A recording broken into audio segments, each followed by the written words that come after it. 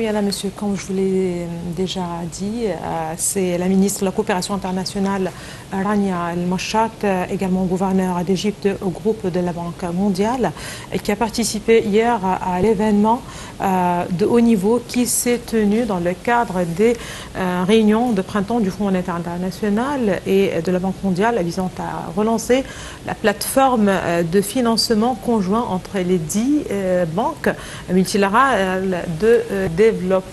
Tout de suite, les détails. On se retrouve pour parler de ces réunions et de la participation de l'Égypte.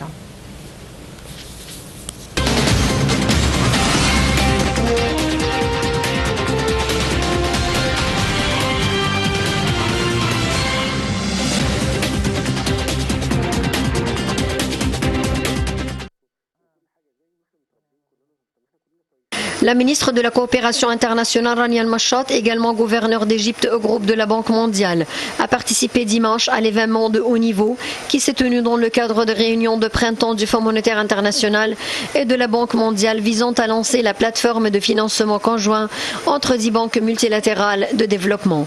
Au cours de cette réunion, Mme Al-Mashat a souligné l'importance du financement conjoint entre les partenaires de développement qui permet de mettre en œuvre de vastes projets nécessitant des financements importants ainsi que de mobiliser des fonds pour les pays en développement et émergents. Cette plateforme de cofinancement a pour but de diriger les capitaux supplémentaires pour élargir la portée et l'impact du développement, faire progresser les efforts au niveau de la scène financière mondiale et mobiliser des fonds énormes, projets de développement à travers le monde.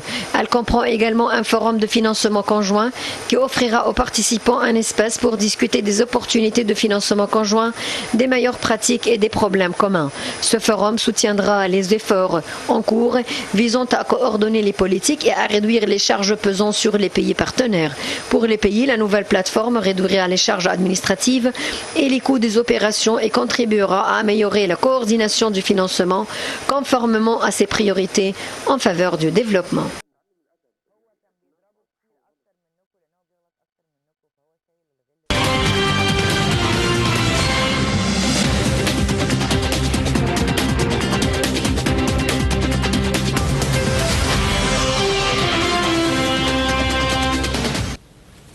Eh bien, pour parler de ces réunions et de la participation de l'Égypte et de la ministre de la Coopération internationale, Rania Al-Mashat, nous avons le plaisir d'avoir avec nous en ligne, en direct, M. Nagui Victor, qui est un expert en économie. Bonsoir, M. Nagui Victor. Bonsoir, madame. Voilà, on parle de réunions de haut niveau, on parle d'une nouvelle plateforme de cofinancement et qui devrait soutenir des pays en développement et des pays émergents. C'est Rania Al-Mashat qui a participé aux réunions justement de la Banque mondiale et du Fonds monétaire international. Lors des réunions, Rania Al-Mashat a souligné l'importance du financement conjoint entre les partenaires de développement qui permet de mettre en œuvre de vastes projets nécessitant des financements importants ainsi que de mobiliser des fonds pour les pays en développement et émergents. Pour un pays comme l'Égypte, et comme l'a précisé Rania Al-Mashat, à quel point c'est important? Quelle est l'importance d'une plateforme pareille?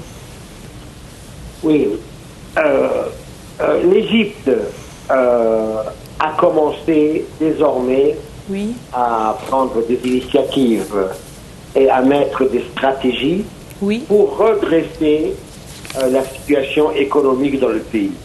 Et certainement, on est passé par une période sévère, une période difficile dans l'économie égyptienne.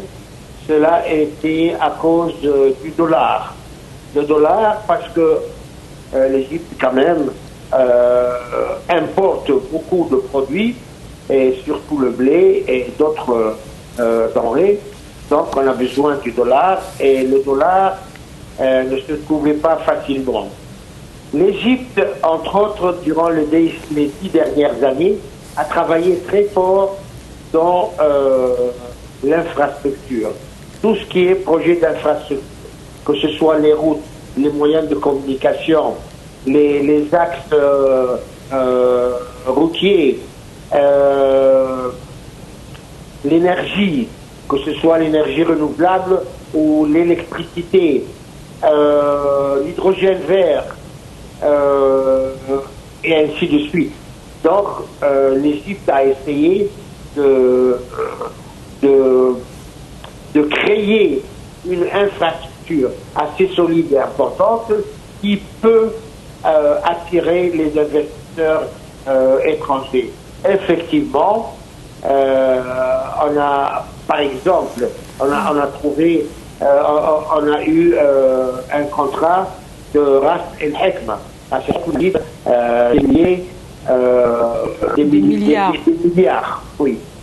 de dollars, ce qui a permis au poumon égyptien de respirer un peu mieux. D'un côté. D'un autre côté, l'Égypte a lutté contre le marché parallèle. Le marché parallèle qui nuisait terriblement à l'économie égyptienne, qui était la porte arrière pour toute dérogation des lois. L'Égypte aussi lutte et continuera à lutter pour faire baisser le niveau de l'inflation. L'inflation est très dangereux et c'est le premier ennemi à l'économie dans n'importe quel pays, l'inflation. De même, l'Égypte a mis des programmes pour lutter contre le chômage, pour faire baisser le taux de chômage dans la population, parmi les jeunes. Entre autres, l'Égypte a entamé des initiatives sociales, économiques, telles que Vie décente. Vie décente est un projet pharaonique qui touche presque 60 millions d'Égyptiens et qui concerne les villages et les villageois les moins démunis et qui ont besoin de tout. Donc on rentre dans le village. Les plus démunis, oui. Absolument, les plus démunis. On rentre dans le village, on refait les maisons. Si les maisons sont construites en terre battue, on fait des routes, on fait des installations d'eau potable, des égouts, des réseaux électriques, du gaz. On crée des écoles, parce qu'il faut savoir que jusqu'à très peu de temps, un écolier dans tous ces villages devait faire 10-15 km par jour pour arriver et rejoindre son école aller et retour. Pareil, les centres sanitaires, médicaux pour traiter la vie des femmes enceintes, la vie des enfants. Donc, c'est un très grand projet qui touche, entre autres, il y a encore l'initiative pour éradiquer l'hépatite virale. L'hépatite virale qui était une maladie très sérieuse et très dangereuse. Et le gouvernement a déployé beaucoup d'efforts et beaucoup de moyens pour pouvoir y arriver. Effectivement, aujourd'hui, on peut déclarer l'Égypte sans hépatite virale. Et ainsi de suite. On peut conclure dans tout ça que notre président estime dans son esprit la première chose à laquelle il porte attention, c'est la progression de la société égyptienne, la progression de la personne humaine. On connaît très bien tous les quartiers qui étaient non planifiés, qui étaient même dangereux à vivre. Combien de quartiers qui ont été réaménagés, voire même détruits et les gens déplacés dans d'autres quartiers planifiés avec des routes, de la verdure, des écoles, et ainsi de suite.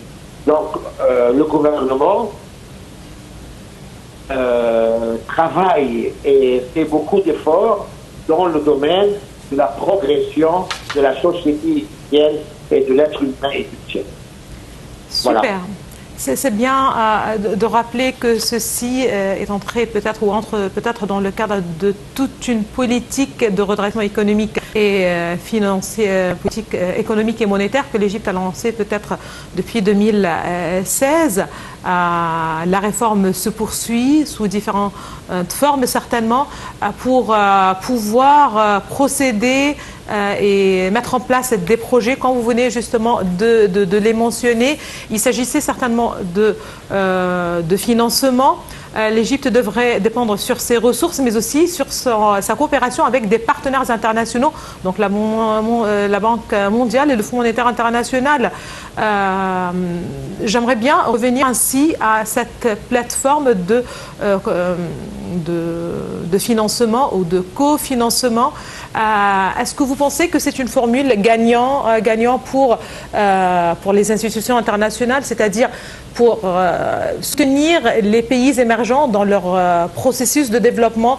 C'est gagnant pour justement parvenir à améliorer la mondiale, vous pensez? Oui. Effectivement, l'Égypte possède une place distinguée dans ce genre de relations avec le Fonds monétaire international. Oui. Nous savons tous qu'il y a eu des discussions pour avoir un prêt de 3 milliards de dollars. Et quand la banque a vu toute l'initiative et les démarches prises par le gouvernement dans le domaine économique, les 3 milliards sont passés à 9 milliards. Donc la banque elle-même, ou le Fonds monétaire, a décidé d'augmenter le prêt. Ceci étant, l'Égypte, en même temps, a créé des relations et a attiré des investissements très forts. La zone économique Canal de Suez, vous savez, tout le monde cherche à venir prendre un morceau de ce gâteau. Que ce soit les très grandes usines, telles que Tesla. Tesla essaye de venir pour installer une usine de voitures électriques. Oui. Vu la position de l'Égypte, c'est très intéressant, et au bord du canal de Suez, pour faire exporter sa marchandise vers l'Afrique. Tout à fait. Et de même pour l'hydrogène vert, il y a un très grand projet qui a lieu toujours dans la même zone avec les Émirats arabes unis. Et très bientôt, l'Égypte deviendra un hub de cette énergie renouvelable et propre.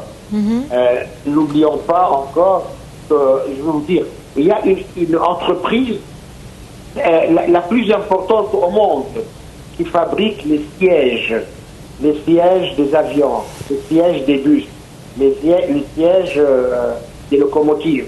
Eh bien, ils sont venus et ils sont en train de construire une très grande usine dans la zone économique de Canal de Suez pour produire ce genre de siège. N'oublions pas que vous savez que le bus qui circule en Angleterre, à Londres, le bus rouge à 2 étages, et bien désormais, il est fabriqué ici en Égypte.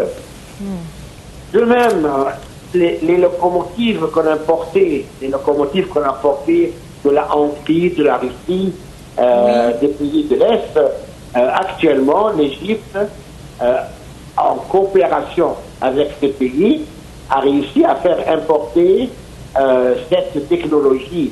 Et actuellement, des usines se construisent pour former et construire des locomotives localement. De même pour les tracteurs, la même chose. Donc, l'Égypte cherche à faire promouvoir son industrie dans plusieurs domaines. N'oublions pas l'électricité. Maintenant, nous sommes un pays qui exporte de l'électricité au Liban, en Égypte, en Grèce, à Chypre. Bien qu'il y a des coupures de l'électricité actuellement, que nous sommes en train de vivre. Mais je pense que ça, ce n'est pas durable. Ça, c'est pour des raisons... et ça, c'est pour des raisons de manque de gaz. Tout à fait. Pour faire travailler. Super. Et, tout à fait. Donc, des industries qui s'installent en Égypte, dans cette zone en particulier, pour certainement faciliter l'exportation.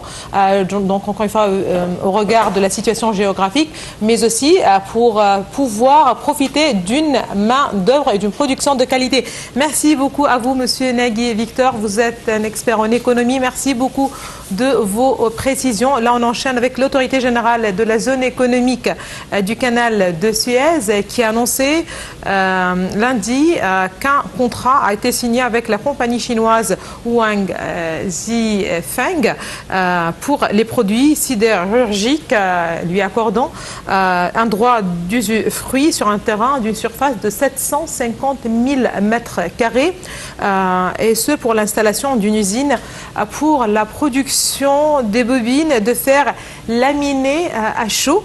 Les investissements chinois dans la zone industrielle du canal de Suez atteignent ainsi 2 milliards de dollars.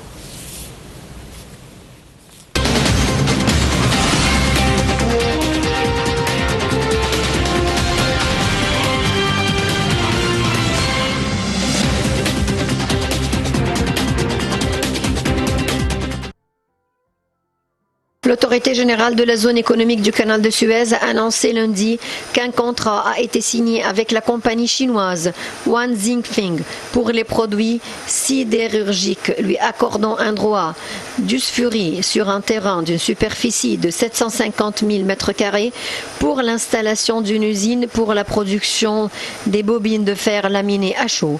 Les investissements de ce projet devraient atteindre 297 millions de dollars et assurer 120 000 offres d'emploi. L'accord a été signé par le président de l'autorité générale de la zone économique du canal de Suez, Walid Gamal-Eddine, et le secrétaire du comité du Parti communiste chinois de la province de Hebei, Ni Yufang. En marge de la signature de l'accord, le président de la zone économique du canal de Suez a rencontré une délégation chinoise présidée par Ni Fuying pour discuter des moyens de coopération entre la zone économique du canal de Suez et la province de Hebei dans les domaines d'intérêt commun. Dans ce contexte, M. Gamal-Eddine a expliqué que le partenariat stratégique entre la zone économique et les investissements chinois représente une longue histoire de réussite, soulignant que les investissements chinois dans la zone de coopération économique, Tiédeta Égypte, dans la zone industrielle de Sokhna, ont atteint près de 2 milliards de dollars grâce à la présence de 150 entreprises dans plusieurs secteurs industriels et logistiques.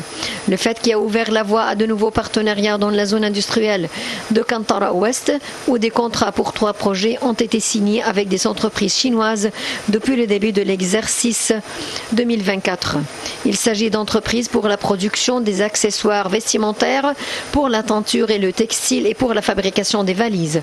Le projet signé avec la compagnie chinoise vise à exporter 70% de sa production et prévoit ultérieurement la production des blocs des moteurs de voitures conformément aux objectifs de la zone économique.